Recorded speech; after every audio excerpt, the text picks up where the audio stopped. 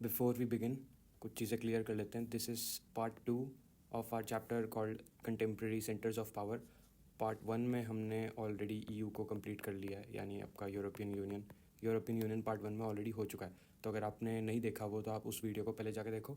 और ये पार्ट 2 है. पार्ट 2 में हम क्या करेंगे, ASEAN को पढ़ेंगे हम. ठीक है, ये साउथ ईस्ट एशिया वाला जो आपकी ऑर्गेनाइजेशन है. और पार्ट 3 भी आएगा इसका पार्ट 3 भी आएगा इस वीडियो के बाद. वो होगा आपका चाइना वाले सेगमेंट पे, तो आपको वो भी देखना है. ठीक है, so let's get back to the chapter. अब इसकी फुल फॉर्म क्या है? इसकी फुल फॉर्म है Association for of South East Asian Nations. ठीक है, ये इसकी फुल फॉर्म है. इसका क्या मतलब हुआ? आपका जो एशिया का कॉन्टिनेंट है, इसके जो साउथ ईस्ट में कंट्रीज़ फॉल करती हैं उसकी ऑर्गेनाइजेशन. ठीक है, इंडिया के कहाँ फॉल करती है? इंडिया ये रहा अपना इंडिया. इसके साउथ ईस्ट में जो फॉल करती हैं, तो इंडियन सब कॉन्टिनेंट को क्या बोलते हैं बाय द वे? इसको बोलते हैं हम साउथ एशिया. ठीक है, तो पाकिस्तान, इंडिया, बांग्लादेश, नेपाल, भूटान, इन सारी कंट्रीज़ ये सब कौन से रीजन में फॉल करेंगी? साउथ एशिया के रीजन में फॉल करेंगी. और ये जो दूसरी कंट्रीज़ हैं हमारी, जैसे इंडोनेशिया हो गया आपका, फिलीपींस हो गया, थाईलैंड हो गया, मलेशिया हो गया, या म्यांमार हो गया, ये सारी कहाँ फॉल करेंगी? कंबोडिया, सिंगापुर, ये सब फॉल करेंगी साउथ ईस्ट एशिया. इस रीजन में बोलते हैं. ग्लोब का कौन सा रीजन? South east Asia. तो अब इस ऑर्गेनाइजेशन को भी समझने से पहले इसका हम थोड़ा सा हिस्टोरिकल बैकग्राउंड समझना पड़ेगा. इन्होंने भी कॉलोनियलिज्म ढेर सारा झेला. इनके तो उल्टा दो टाइप के कॉलोनियलिज्म थे. एक इन्होंने यूरोपियन कॉलोनियलिज्म एक्सपीरियंस करा, दूसरा इनका जापानीज़ कॉलोनियलिज्म, जो कि और ज़्यादा बेकार था. वो भी इन्होंने उसका टॉर्चर झेला बेसिकली, क्योंकि Japanese colonialism was notorious for being very cruel. ठीक है, बहुत ज़्यादा बुरा था वो. मतलब कई लोग तो उसको नाजिज्म से भी बुरा बोल देते हैं, जापानीज़ कॉलोनियलिज्म. तो इन्होंने बेसिकली वो इनका हिस्टोरिकल बैकग्राउंड था जहाँ से ये आ रहे हैं. ठीक है, अब थी वाइड स्केल पॉवर्टी मतलब गरीबी. ठीक है, पॉवर्टी आपकी ऑल टाइम हाई थी, बहुत ज़्यादा हाई थी. आपकी इकोनॉमीज़ बिल्कुल ही डाउन पड़ी हुई है. इकोनॉमी आपकी बिल्कुल ही ख़त्म पड़ी है. जितनी भी आपकी अलग अलग इकोनॉमीज़ हैं आपके अलग अलग कंट्रीज़ की, वो सारी बेकार है. आपकी ह्यूमन सफरिंग अगेन वही सेम, ऑल टाइम हाई पे है ये. ठीक है, बहुत ज़्यादा हाई थी ये. आपके पास खाने को कुछ नहीं है, रहने को जगह नहीं है, तो आपका ये सिचुएशन हुई पड़ी है. अब आप या तो आपके कॉन्फ्लिक्ट्स इतने ज़्यादा हुए पड़े हैं, आप आपस में लड़ रहे हो और बाहर वालों से भी लड़ रहे हो, तो आप कैसे अब यूनाइट हो गए, है ना? तो इसलिए इन्होंने बहुत ज़्यादा ये जो इनकी बैकवर्डनेस थी उसको हटाने के लिए इन्होंने डिसाइड करा कि हमें कुछ करना पड़ेगा, अदरवाइज़ हमारा तो काम ठीक होगा ही नहीं. हमें यूनाइट होना पड़ेगा, हमें ये सारे अपने जो इश्यूज़ हैं ये सब सॉल्व करने पड़ेंगे. तो उसकी वजह से हम वहाँ से बेसिकली देखते हैं कि ओरिजिन्स कहाँ से स्टार्ट होता है सब. ओरिजिन्स, ठीक है, इसके ओरिजिन्स कहाँ से, ये एक नीड स्टार्ट हुई कि हमें कुछ ज़रूरत है ऐसी ऑर्गेनाइजेशन की. अच्छा, दूसरा रीज़न क्या था? Ineffective efforts to establish cooperation. अब ऐसा नहीं है कि इससे पहले कुछ हुआ नहीं था, इससे पहले भी हमारे दूसरे एफर्ट्स हुए थे कोऑपरेशन एस्टैब्लिश करने के. फॉर एग्जांपल आपकी बांदंग कॉन्फ्रेंस. ठीक है, बांदंग कॉन्फ्रेंस ये हुई थी, या फिर अपनी India lead non align movement थी.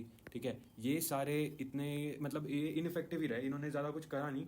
तो इसलिए इन्होंने डिसाइड, ये साउथ ईस्ट एशियन कंट्रीज़ ने कहा कि यार इन सब एफर्ट्स के थ्रू तो हमारा तो कुछ हो ही नहीं रहा, और इससे कुछ हो तो रहा नहीं है, तो हम ऐसा करते हैं अपनी न्यू मूवमेंट बनाते हैं. तो इन्होंने अपनी न्यू ऑर्गेनाइजेशन इन 1967, ठीक है, क्रिएट करी. ASEAN जिसको बोलते हैं. It was founded by 5 countries. ठीक है, 5 इसकी फाउंडिंग कंट्रीज थी, और उसको हम बैंकॉक डिक्लेरेशन भी बोलते हैं. तो अगर क्वेश्चन आ जाए ना कि ये क्या है, तो उस डिक्लेरेशन को जब भी बना हमारा ऑर्गेनाइजेशन उस 1967 में, उसको हम बोलते हैं बैंकॉक डिक्लेरेशन. अब वो 5 फाउंडिंग कंट्रीज़ कौन सी थी? 5 फाउंडिंग कंट्रीज़ थी आपकी ये सिंगापुर. ठीक है, सिंगापुर, थाईलैंड,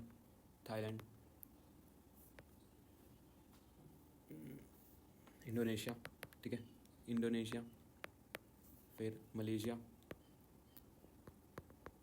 और लास्ट हमारा कौन सा है? फिलीपींस. तो ये थी 5 फाउंडिंग कंट्रीज़. आपको इनके नाम याद होने चाहिए. ठीक है, आपको इसका नाम ये सारे याद होने चाहिए. थाईलैंड, सिंगापुर, मलेशिया, इंडोनेशिया और फिलीपींस. ये बैंकॉक डिक्लेरेशन में ये ऑर्गेनाइजेशन यहाँ पे हमारी बन जाती है. इसके ऑब्जेक्टिव्स क्या थे? ये इसका प्राइमरी ऑब्जेक्टिव है बाय द वे, ये वाला जो हम फर्स्ट वाला पॉइंट है, accelerating economic growth, social progress and cultural development. ठीक है, एक्सेलरेटिंग इकोनॉमिक ग्रोथ और social progress and cultural development. Obviously ये तो करना ही है ना. इकोनॉमिक वही सेम, इकोनॉमिक आपकी जो सिचुएशन है बहुत ख़राब हुई पड़ी है. सोशली आपका काम बिल्कुल ख़राब हुआ पड़ा, इतने ज़्यादा बैकवर्ड हुए हो, तो आपको प्रोग्रेस करनी होगी वहाँ पर. और जो आपका कल्चर है उसको भी थोड़ा डेवलप करना होगा, न्यू मॉडर्न टाइम्स के हिसाब से करना. तो ये इसका प्राइमरी ऑब्जेक्टिव था. ठीक है, सेकेंडरी या दूसरे इसके ऑब्जेक्टिव्स भी दूसरे थे, कि promote regional piece and stability based on rule of law.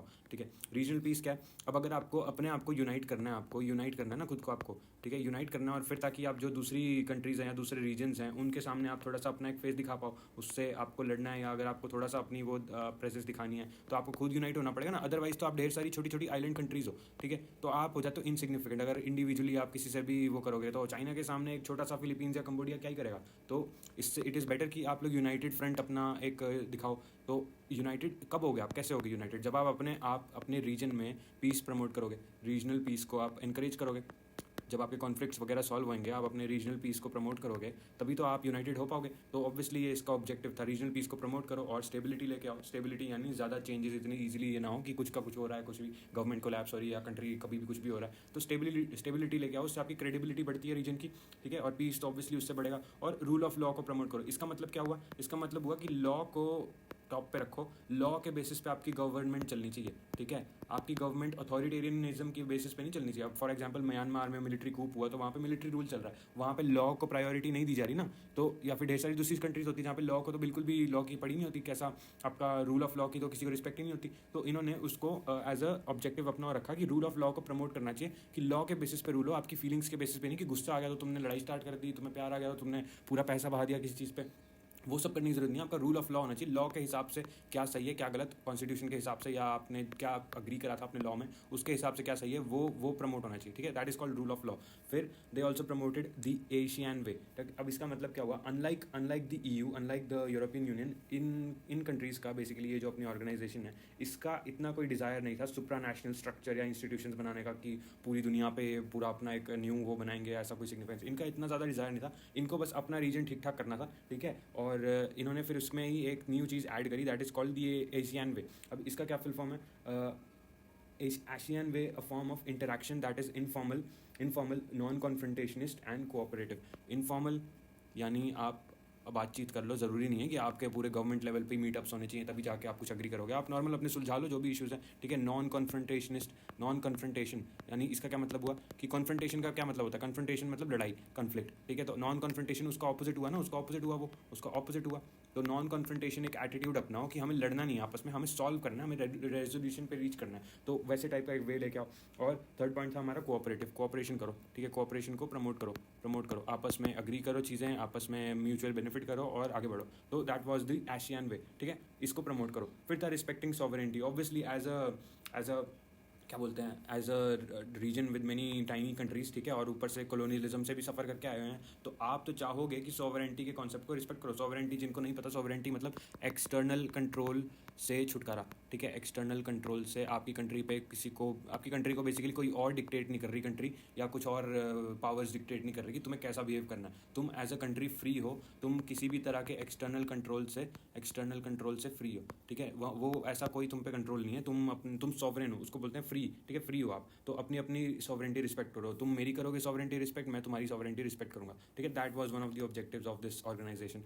फिर इसके क्या हुआ, अब ना ये इन्होंने सिग्निफिकेंस ढेर सारा ये इनका बढ़ने लगा जैसे ही इन्होंने ऑर्गेनाइजेशन बनाई। बाय द टाइम ये तो 1967 में बनाई थी, अर्ली 2000s तक क्या हुआ, अर्ली 2000 तक आते आते, ठीक है, इसकी सिग्निफिकेंस काफ़ी बढ़ गई। इकोनॉमी इनकी अच्छी चल रही थी, सब कुछ अच्छा चल रहा था, जिसकी वजह से इन्होंने खुद को करा एक्सपैंड, ठीक है, एक्सपैंड कर लिया एज अ ऑर्गेनाइजेशन, खुद को बढ़ा लिया इन्होंने, एक्सपैंड कर लिया खुद को। जो पहले इनका वो थे, इनके कंसर्न्स थे, उससे ज़्यादा अब इन्होंने सोचा चलो थोड़ा और बढ़ाते हैं। इसकी वजह से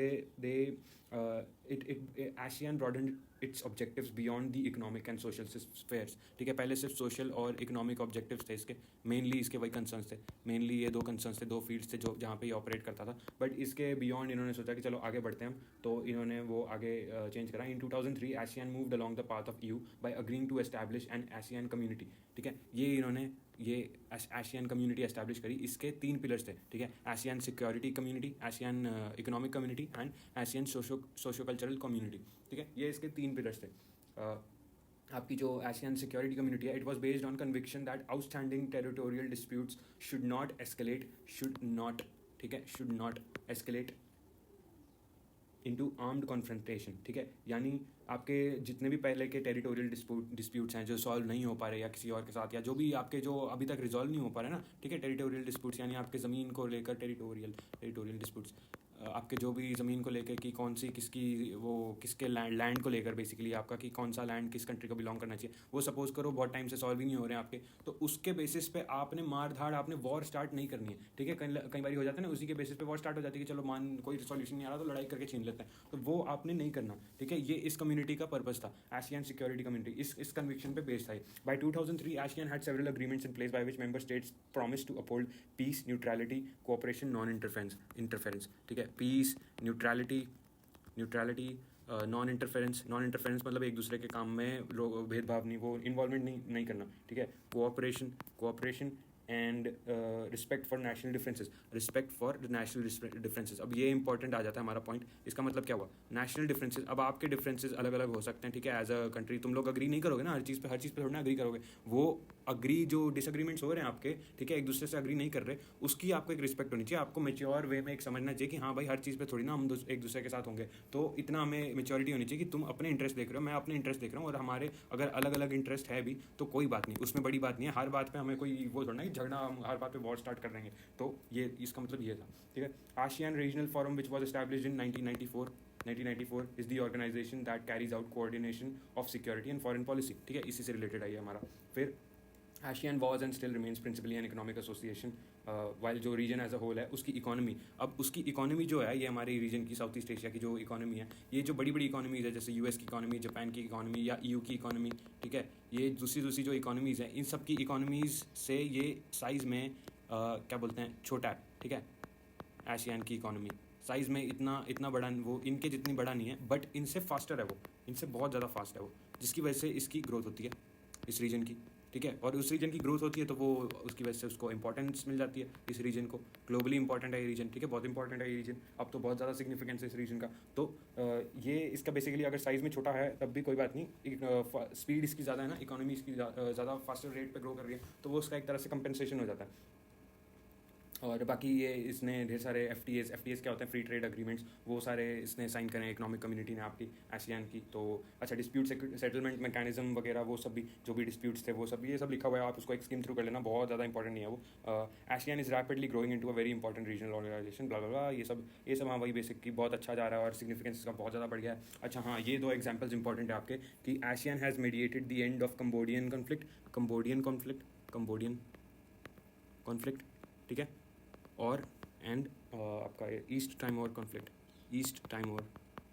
या टिमोर जो भी बोलते हैं उसको, ईस्ट टाइमोर क्राइसिस जो आपका है, ठीक है। ये जो दो आपके कॉन्फ्लिक्ट्स हैं ये वाले, ये आप ये एग्जांपल के तौर पे यूज़ कर सकते हो कि ये ASEAN का एक तरह से इसने बेसिकली रिजल्ट दिखाया ना, इसको ठीक ठाक करना था, अपना रीजनल पीस प्रमोट करना, तो ये दो कॉन्फ्लिक्ट्स फॉर एग्जांपल इसने ख़त्म कर दिए। एंड एनुअली मीट करता है ये ईस्ट एशिया कोऑपरेशन पे, ईस्ट एशियन कोऑपरेशन वाला जो समिट है उस पर एनुअली मतलब हर साल मिलते हैं, ठीक है। तो current economic strength of ASEAN, specially its economic relevance as a trading and investment partner to growing Asian economies such as India and China makes this an attractive proposition. वही अब इसकी ये जो हमने इकोनॉमी वाली बात करी कि बड़ा फास्ट ग्रो हो रहा है, तो ये ढेर सारी कंट्रीज़ के लिए अट्रैक्टिव डेस्टिनेशन है, जो कि हर कोई इससे FTA साइन करना चाहता है, यानी फ्री ट्रेड एग्रीमेंट्स या दूसरी टाइप की बिजनेस करना चाहता है, तो ऑब्वियसली वो सब आएगा इसका। और बस यहाँ पे हमारा ये खत्म हो जाता है मोस्टली, ठीक है।